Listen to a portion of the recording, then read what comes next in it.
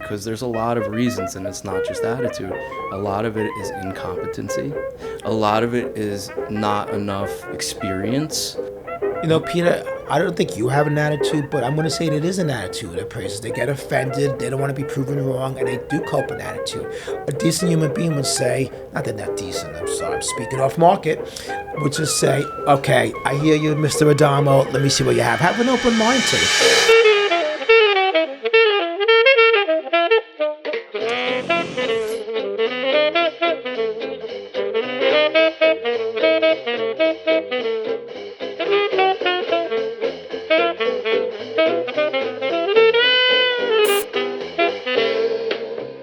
Live and welcome to the Off Market Podcast with the Adamo Group. Our goal for this podcast is to bring interesting people to the table and just have a coffee talk. Talk about your experiences and what we want to know about you, and there's always a takeaway. And the biggest topic that we haven't spoken about in a long time, a little taboo, is the 2008 crash. And who were the victims? Who were the villains? Unfortunately, mortgage companies and the appraisers were considered the villains. And today we're going to set the truth straight and we're going to have some clarity. So today with the off market, we're talking to a guy who's seen the market at its highest and who's seen the market at its lowest. He came out sharper than ever from outdoor construction to the appraisal industry, now selling real estate with the Adamo Group powered by Sarhan. My guest is Peter Graf. Peter, welcome. How are you, Attilio? I'm doing great, and I'm happy that you took the opportunity and the appointment today, the time off to meet with us, because you have a great background, and you've wore two hats. Now you're wearing a third hat, and you're a young man, and we like to share your story so that we can learn. And really, today is about the 2008 crash and setting the record straight. What actually happened? How does it feel to be the villain for the 2008 crash? Well, it didn't feel that great. Still doesn't. But I have to be honest with you, if I can cut you short. I didn't think the appraisers were really the villains. I thought it was more the mortgage companies with all these crazy loans that they were doing, and anybody was getting. But I guess you were part of it because you had to justify the values, and you made it happen. So right now, to be a mortgage guy, loan officer, you need to be licensed. Correct. It was a little bit of the Wild West when I started. You could order your own appraisals. You could do anything. I mean, we still had licenses to protect, but there was not a lot of rules, and the lending was loosened up by a lot. There was not a lot of safeguards, and where they were lending up to 103%. No income verification. I mean, it eventually collapsed, but I got in it right when the boom started in 2004. So it's safe to say that every appraisal that you had to do that was conducted or performed was approved. Oh, yeah. I was a licensed individual. I was taught by a very good mentor who I still communicate with today. But when you're dealing with an increasing market and then you're dealing with a declining market, it's very hard to do appraisals, and people get their emotions involved and they want everything to go through. But then when the crash happened, people say, why did you appraise my house so high? The dust settled, the value went down, and the courts are going to start blaming not so much the real estate agent, but the mortgage companies and the appraisal company. Absolutely. So let's just really, I think the best way, you just mentioned it, was the Wild Wild West. I think you're right. From what I remember, it was crazy. Homes were going quick. Loans are being approved over and above. Hollywood loans, there were all these creative type of products were out there. People were putting down their animals down as income. I think you remember those stories. So crazy things. I think if you just had a name and social security number, you were just getting a loan. It was just crazy. Nobody got denied at all. And they would just follow up with a phone call for... if at that point. Employment verification. So then when the market slowed down, people couldn't make the payments, then the values declined, and that's when we started going to a new world of short sales. Yes, and to add to that, the loan programs they had were negative amortization loans. So when the market is going up, it's okay because you're making that interest payment, but you're gaining equity because the market's going up. But what happens when it goes down? Your loan is getting bigger and your value is going down. So they had no safeguard in, and everybody was underwater. Right. A lot, because of that crash, there were a lot of safeguards that were implemented into the system that we hope that this will never, ever happen again. And we're never going to see this again. And no, you can't say never, but we are hoping that there's enough safeguards in there to protect the people. Attilio, to add to that, you hear it all the time, I'm sure. When is this going to burst? When's the bubble going to burst? Well, like you said, hopefully those safeguards are in, and I think they are. You still have to put money down. They're verifying your employment, and they're not lending 103% anymore. So, and that's actually the way it should be. They're really protecting the people themselves and the economy. It's the whole big picture. People keep saying that, you hear different interpretations. Oh my God, it's a buyer's market. The market crashed. I'm not seeing that for a long period of time. I'm thinking it's probably a normal market, So when I have a seller who says, oh, my house didn't sell in 2 weeks or in a month, I'm like, well, that's the reason why we take 6 months to 1 year listing, because it takes time. And we're in a transition right now. I don't believe it's a buyer's market at all. I believe it's just a slight transition. And then I think it's going to get a little crazy again in favor of the sellers. I can't even talk today. In 2026, but this is all prediction. It's all based on what I've been seeing and my experience doing this for 40 years. I've seen so many different types of markets, and you just have to be creative and be ready for every market. Every market is challenging. Every market, needs to be has different tools that come to the market. But let's go back to the appraisal industry. What are you seeing in the last 3 to 5 years with the appraisals? So I'm seeing as far as the properties go, I'm seeing a lot of bidding wars. You know that. They just... Excuse me, I'm going to turn this off. Appraising. Let's start that again. Yeah. So in the last 3 to 5 years, what are you seeing in the appraisal business? So because of that whole crash, they did put some safeguards in. You're not allowed to order your own appraisal. It goes through a third party. Right. It's called an AMC, an appraisal management company. You think it's making a difference? It's made a big difference. In what way? There's no communication between anybody. It's really just all online. So now. No manipulation, no influence. No influence. I mean, the worst that you could get is if you're low on value or rents, they could say, okay, here, why didn't you use these comps? And 9 times out of 10, they're not going to be better comps than you. But as an appraiser, you always have to have an open mind. You don't know everything. And you have to look at everything. You can't be an expert in the market because every market is different. Realtors are in a certain territory, whereas my territory is half of New Jersey. So you do have to rely on seasoned realtors as well, explaining the market to you. One of the things I don't like is when I have an appraiser that comes from, say, bulk of my business is in Bergen County, and I may have an appraiser that's coming from South Jersey, Essex County, who really doesn't know Bergen County. They don't do justice as far as the right value. So that I don't think that part's fair.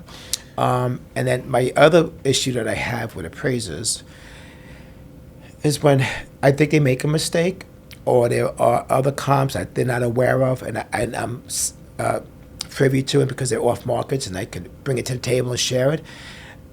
And when I want to appeal an appraisal, they won't back down. I've challenged quite a few appraisals in my lifetime, and at this point, I don't challenge anymore. I just go ahead and ask the buyers and the lender to get another appraiser because it's easier. I don't know if it's an ego with the appraiser or what it is. That the minute you challenge it, they will not back off, and they think they support that.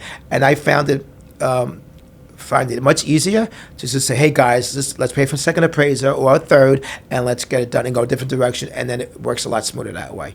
What's up with the attitude? So sometimes this is what is good, because there's a lot of reasons, and it's not just attitude. A lot of it is incompetency. A lot of it is not enough, how do you say, experience. Peter, I don't think you have an attitude, but I'm going to say that it is an attitude. Appraisers, they get offended, they don't want to be proven wrong, and they do cope with attitude. A decent human being would say, not that they're not decent, I'm sorry, I'm speaking off market, would just say, okay, I hear you, Mr. Adamo, let me see what you have. Have an open mind to it. They won't even have an open mind to it, and that's the part that pisses off an agent or the buyers and creates a lot of problems, because it goes back to an attitude. If they had an open mind to it, they're like, okay, I think you're right. Oh, then it proved me wrong. But at least let's talk about it. Let's put the cards on the table. Let's do the comps and let's figure this out. But they just no. So I've learned not to challenge anymore. Go in a different direction. So makes my life easier. The zero communication is an issue, which has been cut out, like we explained. But I'm speaking about I'm speaking about the point where the appraisal it's concluded, and it comes in way below, and I feel, or besides myself, any good seasoned agent, like, that's not right. Look at this. Let's challenge this. The moment you use the word challenge, they will not back up, and it becomes argumentative. So a lot of appraisers do not want to stick their neck out, and you don't see behind the scenes on what we get from the realtor, from the AMC, from the mortgage company, from the underwriter. We're constantly being reviewed, and it's just not then. You can do something and get bit 3 years from now. 3 years, they go back? A lot of people, 7 years. There's a lot of people. At the end of the day, it's an opinion. It's a professional opinion. It's an opinion, but it has to be backed by data and facts. So if you have 10 sales around your property, and then you have 3 sales outside of the area, the safest route is to use those close sales, because what they're going to say is, if you use those, well, why don't you use these? And then we have to come up with a whole that's the explanation. Underwriter then challenges you. So I look at it this way. And feel it's not that lucrative. That's the question. That's the problem. So you're not going to stick your neck out. I for think the entire $300. appraisal system, it's just not the right way it's being handled. Because I feel an independent agent, an appraiser, who's independent, could be on a list of 15, and correct me if I'm wrong, 15 different banks or lenders. Absolutely. And if you have a bad history where you're not appraising enough or correctly, or you're being challenged, you're labeled and you come off the list. So now that appraiser who wants to make sure he has more money coming in future jobs is going to be extremely conservative, so he gets the next appraisal. How is that fair at the end of the day, that person who needs that to appraise out, and not you, but in general, that appraiser is worried about themselves for their next job, because they're all independent, and they're looking at their history, their record, to be clean, so they can continue to get jobs and appraisals where he doesn't care if the value is right or wrong on that house. It's more about themselves. Am I correct about this? I don't think so, because if you're going to send deals over that are constantly being killed, they're not going to use you. That's my point. Oh. The lender will not use you. They won't use you. Right. So the appraiser is going to be conservative enough just to get by so he can get the next job. So there's a hidden incentive there, the way the motive is structured, where I don't feel at the end of the day it's a fair game across the table. Yeah, I mean, I'm not saying I want to figure out how to do the appraisal system, but it's an incentive program pretty much, and it's just, it affects the end.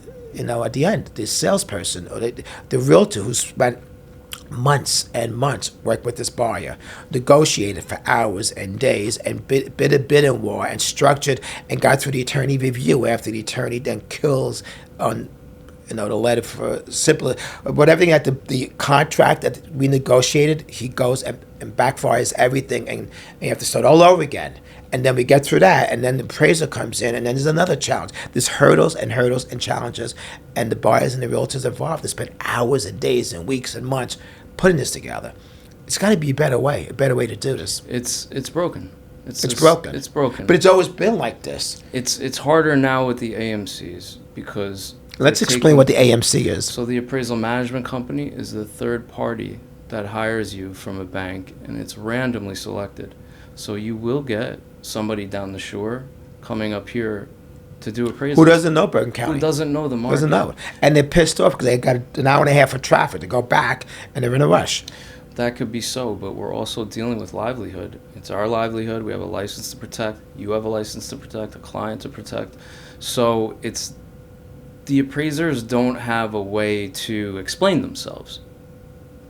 Well, personally, I don't find you guys as the villains, so you know. Are you sure?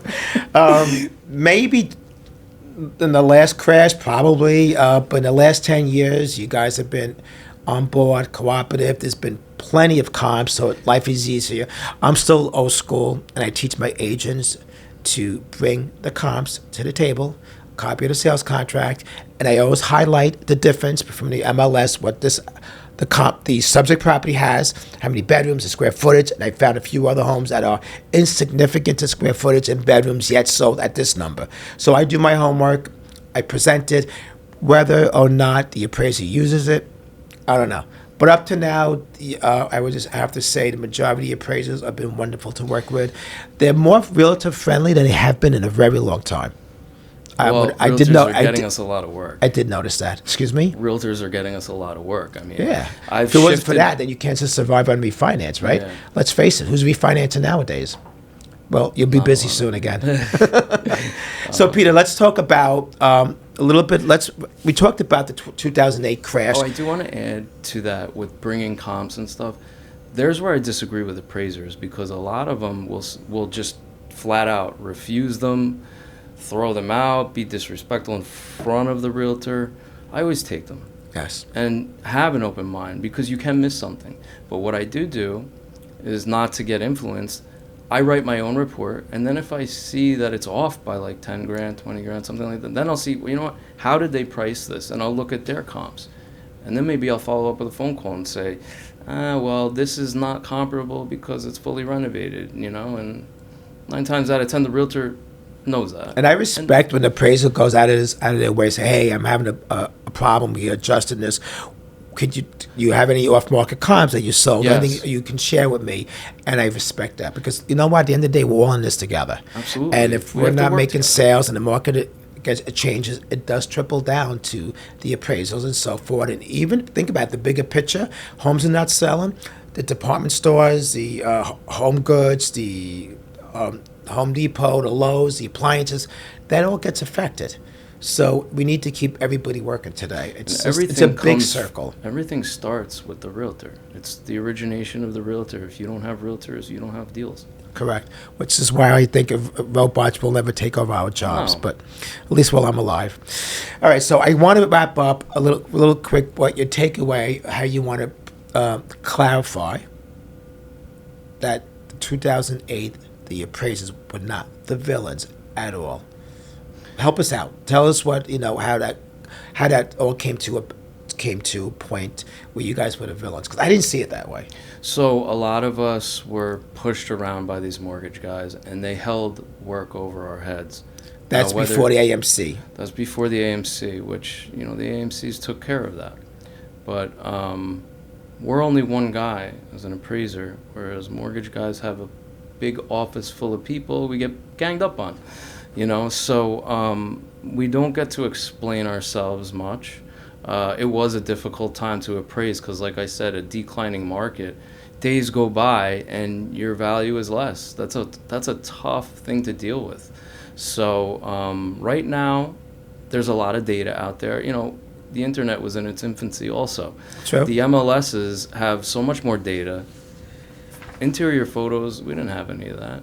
People were using Kodak cameras to take comp photos. I actually remember that. Yeah, Moto Photo, Our Photo. Those guys were killing it. They were.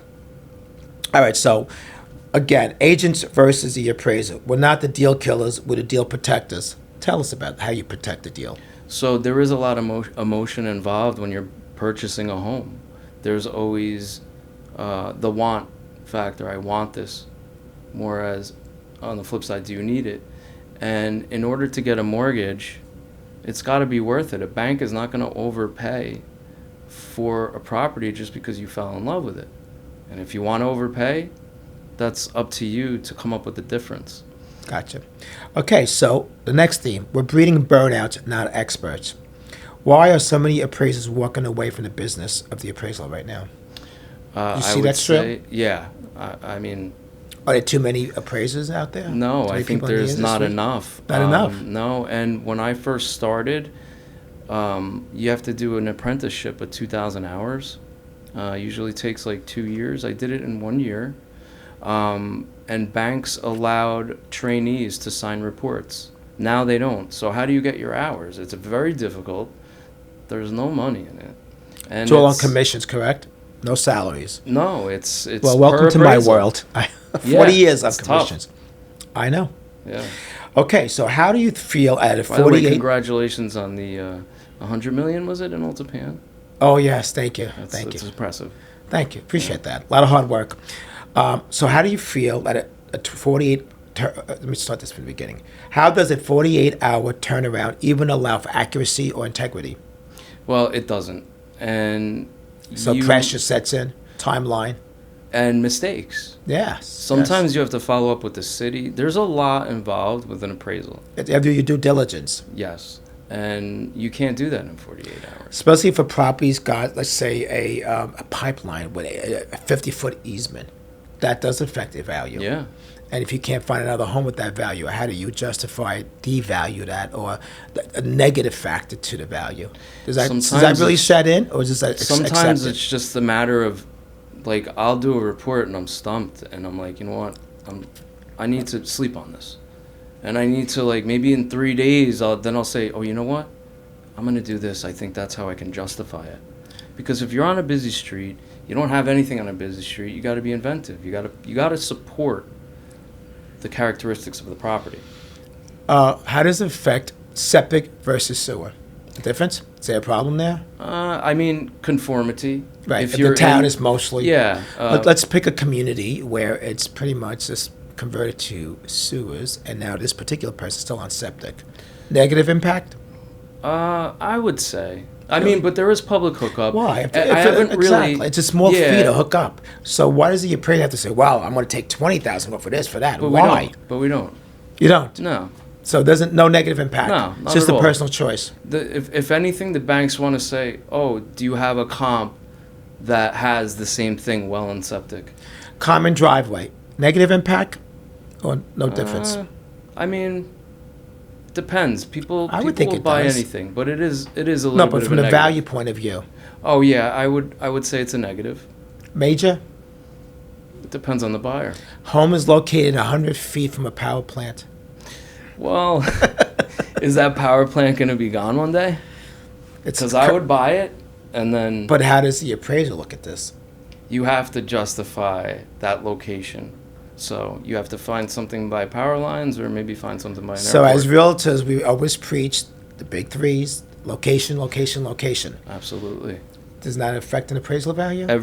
Yes, it affects everything. But on the opposite, when a home is in the most prestigious, most sought-after neighborhood, does that affect in a positive manner? Definitely.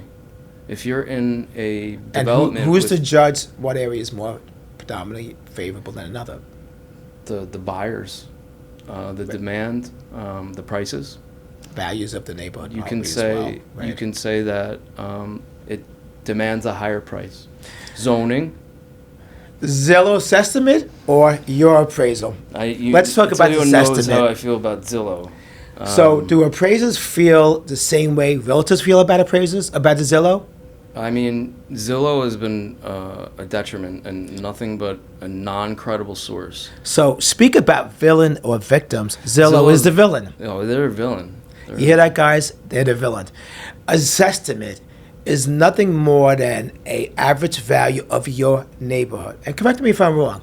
If you have a home, a split level, moderate home, 3 bedrooms, 2-car garage, built, in the 80s or 90s, whatever, and you're surrounded by homes of grander, built 10, 15 years later, larger square footage, 3-car garage, your home brings down their value, and their value brings up your value. So that's assessment.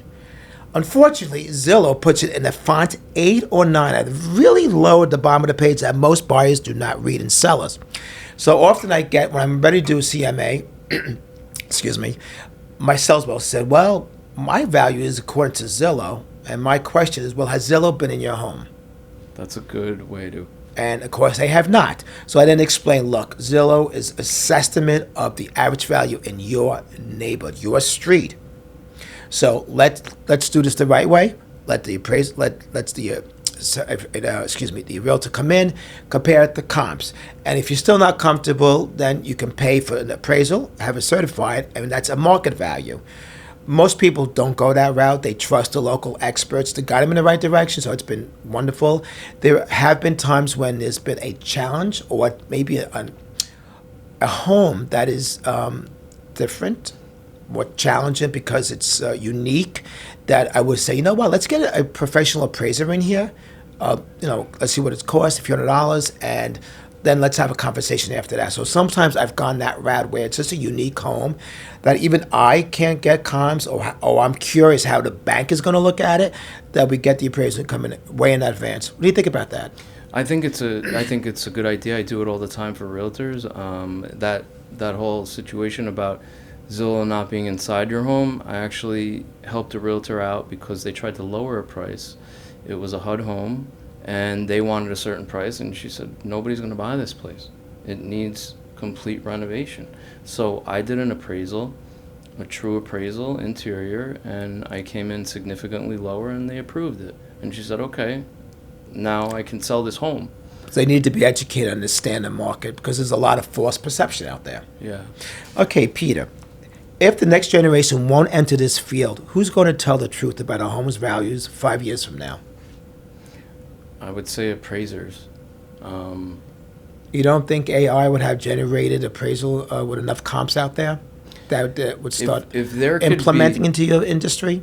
If there could be enough data put in and the sales were verified and everything, then it could go that route. It already has. I guess there's enough comps out there too, with all the technologies, all with the industry's been going in that direction, that maybe certain deals or certain homes are really cut and dry, very easy to figure Absolutely. And the loan amount is, the down payment. Also, banks will tend to loosen up with better credit scores and more of a down payment. There's always going to be something different, something challenging in the. It's constantly changing this industry. So I look at AI as not a threat, but more as they're going to help us out. A tool. As a tool, as an assistant, and as hopefully as a good it'll thing. beat out Zillow. We're hoping. That's a topic for another conversation. Yeah. Let's be honest. Do most agents actually hate appraisers? No. I don't. No. I don't. We do. I always extend my services to realtors. Anybody. If you just unless they have a bad attitude. Other than that, they're fine. But you don't really run across that because I'm telling you, I've seen together. I agree with you. Closed. In the last 10 years, I've seen a complete change in appraisers and their attitudes, and they're more team friendly and want to work with you. And so at the end of the day, we're all on the same team. We all have the same goal. Well, there was also that older generation. I was the youngest guy that started in 2004. I was like 20 something. I used to be the youngest guy in the business. Yeah. It used to be. All right. Now I'm the grouch. Right? No, you're not a grouch. Have you ever had to save a deal because another appraiser completely missed the mark? All the time. Happens a lot, Yep. right?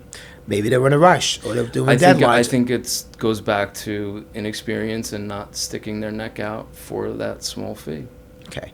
This is an important question, and I want you to take a second to think about your answer. Do you think agents care more about closing the deal or protecting their clients from overpaying? Well, I think it's both. You can't continue business successfully with just thinking about yourself. Your client is your client. You have to protect them no matter what. They put their trust in your hands. It's true. They do. And if you just keep burning people, you're not going to last, or you're just going to have to keep moving. I try to be as transparent to my clients as possible when they ask me a question. At the end of the day, I care about people. And I don't even I had a number one rule from day one when I started this business. I never looked at how much commission I was going to get. I never calculated my dollar amount. I never even knew the dollar amount until the day the check came in. That was my rule, and will always continue to be the rule because it's not what's important to me. It's a numbers game. I get that, and if you just keep focused and doing the right thing, then it comes back to you and bifolds and trifolds and record referrals, and like now I'm actually working with 2-3 generations of my clients' family referring back to me because they trust me. And lately, in the last year and a half, 2 years, buyers would ask me, am I overpaying? I don't want to overpay for this property. Am I overpaying? My answer is, you are overpaying. Who's ever buying today in this market, you're overpaying. It's no way again about it. But then again, if you have to sell your home, then that buyer is overpaid on your house. You're overselling it. That's just the way it works. And that's a God honest truth. Everyone's overpaying because the market is so inflated, and it's just the way it is. There's no way working around that. So what I like to do when we want to wrap everything up, I love when we do a rapid fire round. Off the record, on the spot, I'm going to give you 15 quick topics, whatever's on your mind, quick, no pausing, and let's get your honest answer. Okay. Number one, what is the biggest myth about appraisers? They have bad attitudes. And today we proved that that's not true. Yeah. All right. What's the one word that describes the current real estate market? Increasing. Excuse me? Increasing. Deals that made you sweat the most? Declining markets. Tough. Dream property you'll love to appraise or sell? Rio Vista in Alpine. It's happening. Coffee or bourbon doing report writing? Who comes up with this? Coffee now, but maybe and 10 with years bourbon. ago, tons of bourbon. Tons of bourbon. What is the worst home feature you've ever seen appraised way too high? A home with a toilet and a kitchen. No way. Yeah. You've seen? Was it a railroad apartment? Absolutely. Yeah. What county? I believe that was in Newburgh, New York. That was like my first and last appraisal I did up there. Okay. That's not common to this area. So No. You threw me for a loop on that one. Most stressful, delivering a low appraisal or buying your own home? Low appraisal, I get really stressed out about it. Like really bad. What's the first thing you look for when you walk into a property? Condition. Good. What's harder to deal with, buyers, sellers, or the agent? That's a tough one. I think it's across the board, all three. I was thinking the same answer. Yeah. What's the one thing you changed about real estate industry overnight? You would What change. change was I would get rid of those AMCs. They're all in your I pocket. thought the AMC was a good thing. Not if you're an appraiser. Gotcha. But it protects the public. It steered me away from mortgage work. That's. Okay. If you weren't doing this, what would you be doing? I'd probably be building tennis courts. Tennis That's courts? my dad. That's what I did before this. But if you weren't doing appraisals, what else would you be doing? I'd probably be a police officer. I was hoping you were going to say real estate agent. You just got well, your I am a license. real estate agent. No, but let me rephrase All right, that all right. for you. All right, let's If do you it. weren't doing appraisals, what would you be doing? I think I'd be a real estate agent. Oh, good answer. Okay. Describe in your mindset in one word about the appraisal industry. Frustrating. Who's the GOAT in real estate right now? Attilio Adamo. So just for the record, I didn't write this, but good answer. What's a quote or a rule you live by? Be kind. Like that. Finish the sentence for me. In real estate, the truth is.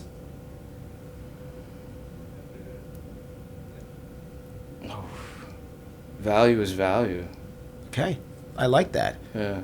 In real estate, value is value. Yeah. Value is different from each person. Yeah. Very good. Makes sense. And real estate will always be the best value, any investment you can ever buy. Absolutely. Selling is all about timing. That's all it is. All right, so we're about to wrap this up. And let's talk about the election as well. I wasn't going to let you get away with this. Oh, yeah? So prior to November 4th, Election Day, was it November 4th? Yeah, right, 4th.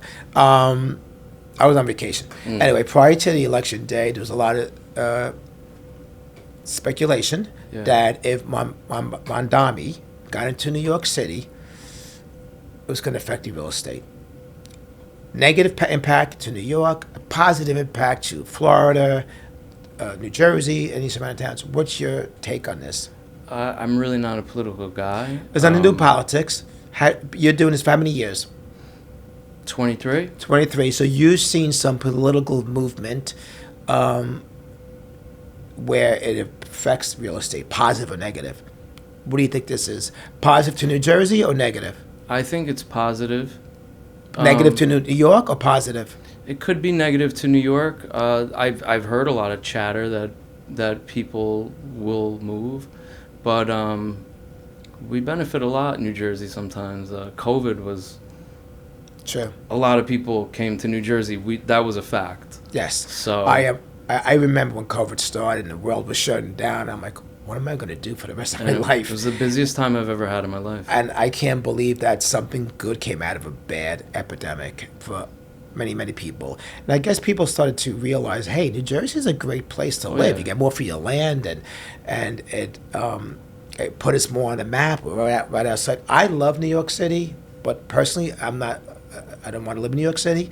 So I feel where we live in Bergen County, we really have the best of both worlds. Yeah. I could be in Manhattan, New York City for entertaining, for functions, whatever, great restaurants, and within 40 minutes be back in my own house. And I love having my suburbia and my backyard, and I want to be in control. I like to have my car and drive where I want to go. I don't know how to take mass transportation. I never had to. Yeah. So that was another thing. There was no traffic. Yeah, I feel very fortunate to live in New Jersey and have the best of both worlds. It's an amazing place. The speculation is that the real estate is going to change because it's going to be rent stabilization I know people own a lot of real estate in Manhattan. I don't know what they're thinking, what's going to happen to them. I do know people starting to pack up and leave prior to the election for other reasons. There's a big movement, a change. Law and order, the cops, defunding. Again, we're not going to get to politics, but all this comes to a point where it does affect real estate. So I've had a ton of sellers like, wait, I'm not listing my house. After the election, we're going to talk and put it on the market. So there's a lot of speculation. We're going to see in the next couple of months where it's all going to go. Until then, Peter, I appreciate you making the time to come and visit, to spend some time, to clarify that the appraisers were not the villains. We actually ended up being almost a victim at the end, but there were some villains out there. But we did clarify that 2008 was a bad thing. Yeah. It's over with. A lot of safeguards have been implemented, put into place, and we hope that we'll never see that again. And I think that's true. And now, for a split second, before we say goodbye, you are a licensed real estate agent. You're with the Adamo Group about 6 months, maybe, not even 4 months. Yeah. What do you feel? How do you feel? I love it. I'm big on a good mentor, and you take the time to teach and help people, and you push us, and I think it's great. And I feel very welcome here, and I think I'm going to do pretty well. I think you are. Thank you very much for the compliment.